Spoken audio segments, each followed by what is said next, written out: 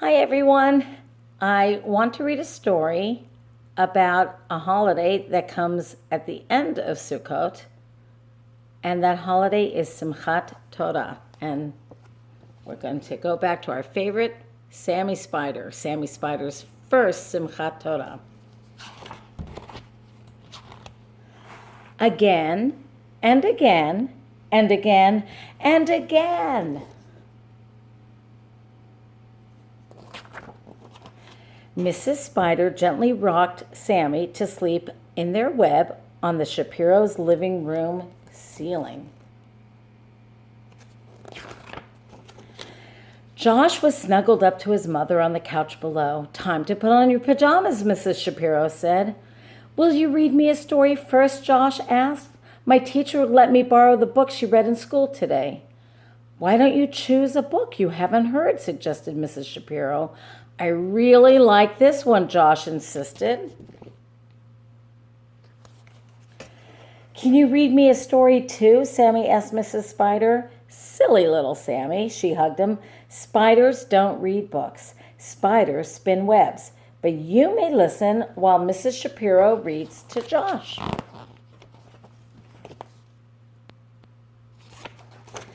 Sammy lowered himself on his web to get a better look. Mrs. Shapiro opened the book and read about how Hashem created the world with the sun, the moon, and the stars, the flowers and the trees, and the animals and the people. "Wow," Sammy said as he looked at the beautiful pictures. "Mother, come see. I'm in this book," Sammy called, pointing to a picture of insects. "Yes, Sammy, that spider does look like you," she agreed. Mrs. Shapiro finished the book and closed the book. "Please, will you read it again?" asked Josh. "I want to hear it too," Sammy thought. "Maybe tomorrow," laughed Mrs. Shapiro. "It's bedtime."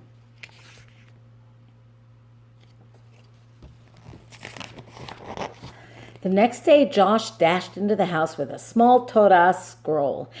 "See what I made at school for Simchat Torah," he proudly announced. "What's Simchat Torah?" Sammy called to his mother, who was busy spinning. "Simchat Torah is a special holiday for the Torah," she explained. "Josh will march with his little Torah at shul." "But what's a Torah?" Sammy asked as he climbed up to join his mother.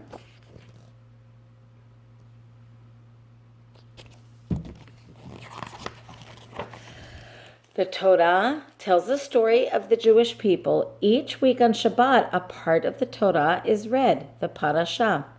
On Simchat Torah, the congregation will finish reading it and begin all over again, Mrs. Spider explained.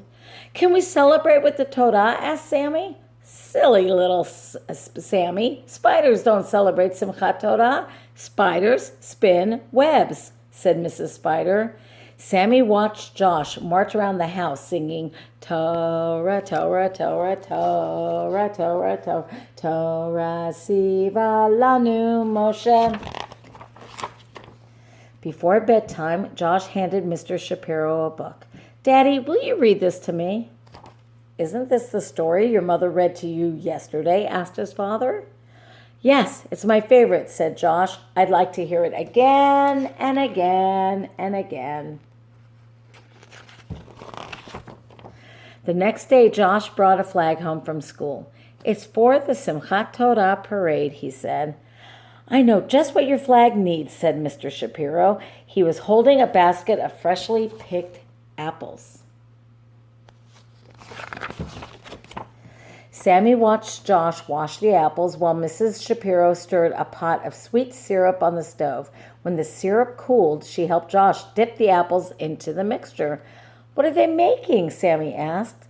Mrs. Spider stopped her spinning. "Those are candy apples for Simchat Torah flags to remind us how sweet it is to learn the Torah and to have a sweet new year." "Can we make candy apples too?" Sammy asked. "Silly little Sammy. Spiders don't celebrate Simchat Torah. Spiders spin webs."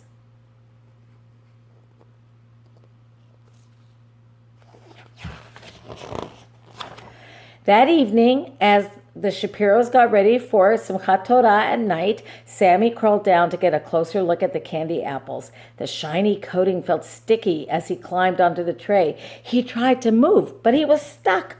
Suddenly, Josh ran into the kitchen, grabbed an apple, and put it on top of his flag. He didn't notice Sammy as he dashed out of the house to join his parents. "I'll see you after shul," Sammy yelled at his mother, who was watching from above. And there was Sammy stuck on the apple.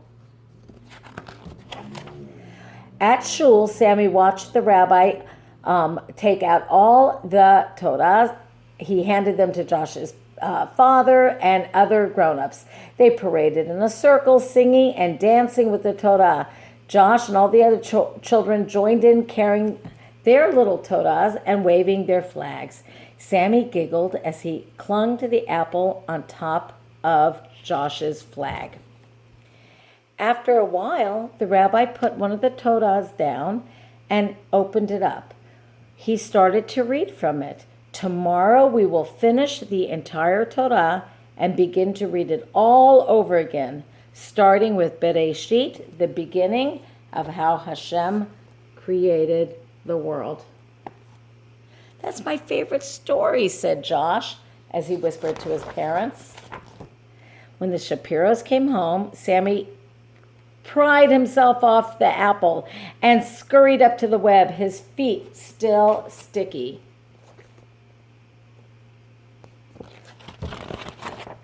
The Torah is the Jewish people's favorite story, he told his mother. That's why they like to read it again and again, and it's true. "Yes," said Mrs. Spider, noticing that Sammy's sticky feet had torn their web, "and you're why I have to spin our web again and again," she sighed.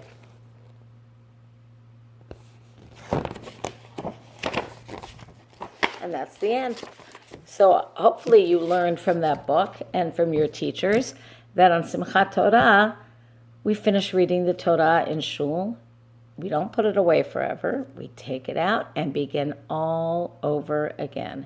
And when you come back to school, you're going to be learning the parasha and the Torah from the very beginning with your teachers in school.